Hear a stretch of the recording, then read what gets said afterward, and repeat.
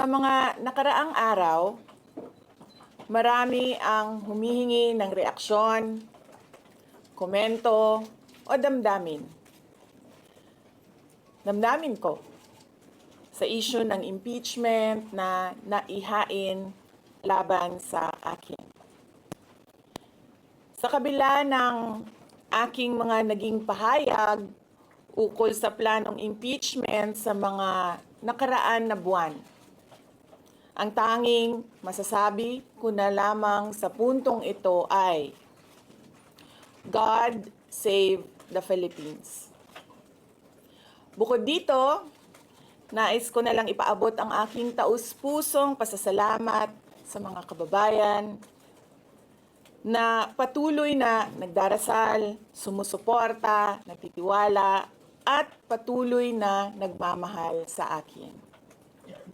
Manalig kayo dahil sa taong bayan ang tagumpay. Syukran.